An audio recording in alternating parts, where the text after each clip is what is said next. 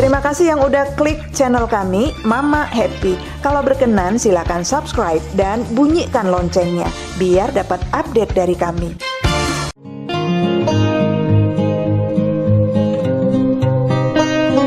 Assalamualaikum. Halo Mak, kami mau cerita ya Mak. Kali ini tentang Sari, seorang kembang desa dari Brastagi, Tanah Karo, Sumatera Utara. Menikah dengan laki-laki Jawa yang kemudian meninggal karena kecelakaan kerja. Setelah menjadi janda, kehidupannya menjadi sangat sulit karena harus menghadapi tatapan banyak laki-laki yang menggoda, sekaligus tatapan sinis banyak perempuan yang takut suaminya tergoda olehnya.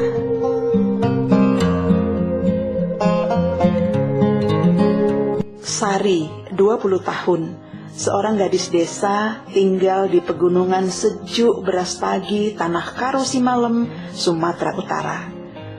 Mayoritas masyarakat di Tanah Karo ini adalah petani sayuran dan buah. Mereka yang tidak mempunyai lahan bertani biasanya bekerja sebagai aron. Sebutan aron atau aron singemo adalah sebutan yang diberikan oleh petani-petani Karo di sekitar Brastagi bagi buruh tani atau pekerja di ladang pertanian yang harus dibayar dengan hitungan jam kerja tertentu. Jadi aron itu sebetulnya buruh tani, disebut aron kalau di Brastagi. Sari adalah salah satu dari banyak perempuan yang bekerja sebagai aron. Pekerjaannya macam-macam, mulai dari membersihkan ladang, kebun sayuran gitu kan Mak, hingga memanen berbagai macam sayuran dan buah hasil pertanian. Sari nggak sendirian, dia bekerja sebagai aron dengan banyak kawan-kawannya, baik para gadis maupun ibu rumah tangga.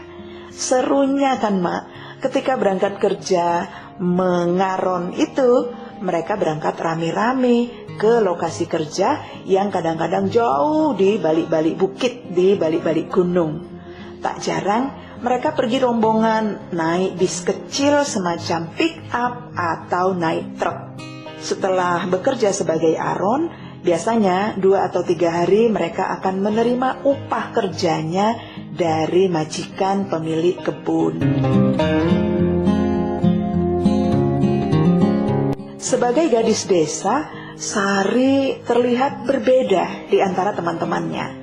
Sari memiliki postur tubuh tinggi semampai, kulitnya putih bersih, bola matanya bulat, dan rambutnya ikal mayang, selalu tergerai jika Sari sedang membuka kain sarung yang digunakan sebagai penutup kepala.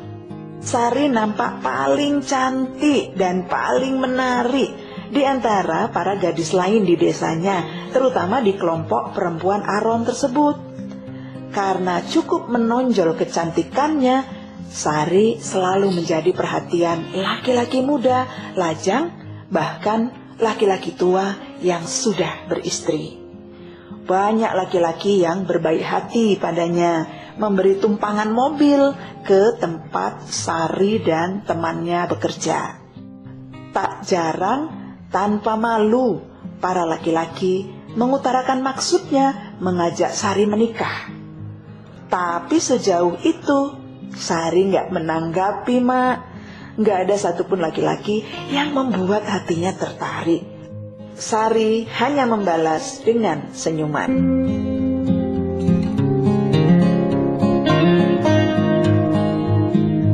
Suatu hari, di ladang tempat Sari dan teman-temannya ngaron bekerja bersebelahan dengan sebuah gedung sekolah yang sedang direhab.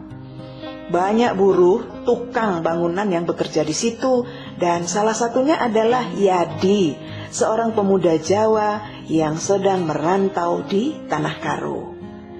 Tanpa sengaja, Yadi, pemuda Jawa yang sedang memasang atap seng gedung sekolah, menoleh ke kebun.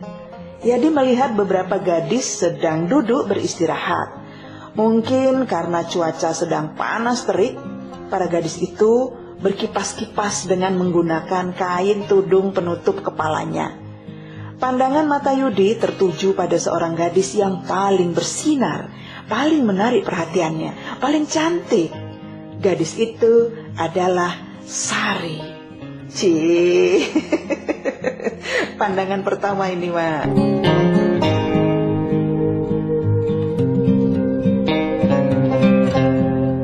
Yadi penasaran, Mak. Sejak peristiwa itu, Yadi terbayang-bayang terus wajah cantik Sari, rambut ikalnya, mata bulatnya, dan senyum manisnya. Yadi mencari tahu tentang Sari dan berusaha menemukan alamat rumahnya. Yadi akhirnya berhasil menemukan alamat rumah Sari dan nekat menemui Sari di rumahnya, berkenalan dengan orang tua Sari. Beberapa bulan kemudian, Yadi lebih nekat lagi menyampaikan maksudnya kepada orang tua Sari untuk melamar dan menikahinya. Orang tua Sari gak berani menolak. Sari apalagi. Gadis belia ini bingung. Dia gak kenal Yadi sebelumnya, tapi harus jadi istrinya. Gak kebayang dia, Mak. Tapi seperti orang tuanya, Sari gak punya keberanian menolak. Takut nanti jadi bencana, selamanya gak ada laki-laki yang akan menikahinya. Begitulah kepercayaan di sana. Kalau dilamar dan menolak, bahaya.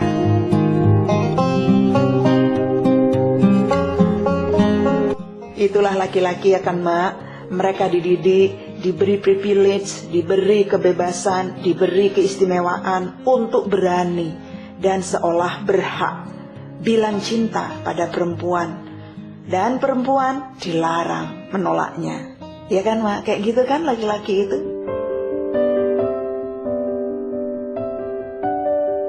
Atas permintaan orang tua Sari, proses melamar dan pesta pernikahan dilaksanakan sesuai dengan adat Karu. Yadi dan keluarganya mengikuti prosesi pernikahan dengan adat Karu itu sepenuh hati hingga selesai. Setelah menikah, mereka berdua tinggal di sebuah rumah kontrakan yang sederhana. Yadi ternyata bukan dari keluarga berkecukupan. Ekonominya pas-pasan, Mak. Keduanya kembali bekerja seperti biasa. Sari kembali menjadi aron dan Yadi kembali menjadi buruh bangunan.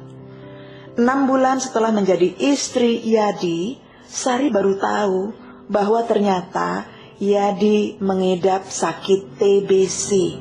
Sering batuk, sering tiba-tiba nafsu makannya menghilang, demam, dan keringat dingin pada malam hari. Yadi bahkan pernah batuk darah, Mak, merasa kesakitan dan sering gak bertenaga. Kondisi ini sering terjadi apabila sistem kekebalan tubuhnya sedang menurun. Yadi jadi kurang produktif, sering gak bekerja. Mimpi Sari untuk tinggal di rumah saja setelah menikah, mengurus anak, mengurus suami, hanya tinggal mimpi belaka. Sari harus merawat Yadi sekaligus menjadi tulang punggung keluarga. Sari harus merawat Yadi sekaligus tetap bekerja. Sari akhirnya harus jadi tulang rusuk sekaligus tulang punggung keluarganya. Sedihnya lagi kan, Mak, hingga tahun kedua pernikahan mereka, Sari tak kunjung hamil. Meski mereka rutin berobat ke dokter dan terus sabar menunggu kedatangan si buah hati. Sari terus menjalani hari-harinya sebagai istri Yadi. Hari itu, Yadi bekerja seperti biasa. Yadi nampak sehat dan cukup kuat untuk bekerja. Sari juga bekerja sebagai aron seperti biasa. Namun tengah hari, Sari mendapat kabar kalau suaminya mengalami kecelakaan kerja. Dia diminta segera pulang. Benar aja, Mak. Sampai di rumah banyak orang berkumpul, bahkan mertuanya sudah datang. Sari menemukan Yadi dengan tubuh kaku dan dingin. penuh luka dan darah yang mulai membeku. Yadi sudah meninggal dunia.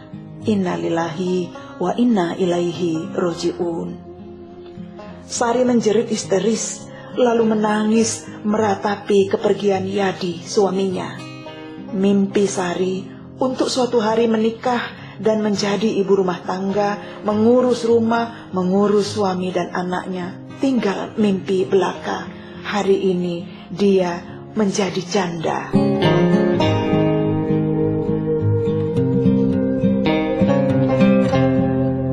Bagaimanapun, 2 tahun hidup bersama Yadi bukan waktu yang sebentar bagi Sari. Yadi adalah laki-laki pertama yang berani menyatakan cinta dan melamarnya. Yadi adalah cinta pertamanya. Meski 2 tahun menjadi istrinya, Sari nyaris berperan sebagai perawat dengan pasiennya. Namun ada satu hal, Yadi adalah laki-laki yang baik, yang tulus mencintainya, sangat mencintainya. Sari bisa merasakan ketulusan Yadi. Laki-laki baik dan tulus itu kini sudah pergi untuk selamanya. Sakitnya sudah sembuh. Sayangnya, tidak ada tanda-tanda mereka akan berpisah. Tidak ada satu pesan pun dari Yadi sebelum dia pergi. Sari sedih sekali. Begitulah, Mak. Sepeninggal Yadi, kehidupan Sari berubah. Hatinya hampa. Sari dikenal sebagai janda. Mulai banyak drama dalam kehidupannya. Drama pilu, Mak. Banyak laki-laki yang mendekatinya. Semua bilang cinta. Semua bilang mau menikahinya. Sari tak tahu mana laki-laki yang baik untuknya. Semua laki-laki nampak berlomba-lomba memilikinya. Berlomba-lomba ingin menikahinya. Hingga Sari seperti nggak punya kesempatan menikmati masa kesendiriannya. Belum lagi ibu-ibu, para istri yang selalu menatap Sari, mengawasinya dengan pandangan curiga. Mereka takut Sari menggoda suaminya. Ya Allah, ternyata berat menjadi janda, Mak. Begitu banyak cap, banyak pandangan menggoda dari laki-laki, tapi sekaligus pandangan sinis dari perempuan. Di hadapan makam Yadi, Sari menangis. Meski harus jadi perawat seorang suami penyakitan, rasanya lebih baik menjadi istrimu, Bang. Aku aman bersamamu. Orang-orang bilang kamu beruntung mendapatkan aku, tapi sebetulnya aku yang beruntung mendapatkanmu, Bang. Buktinya, setelah kamu pergi, berat sekali cobaan yang harus kuhadapi sebagai perempuan muda, sebagai janda. Bagaimana pendapat Anda, Mak? Kasih komentar ya, Mak.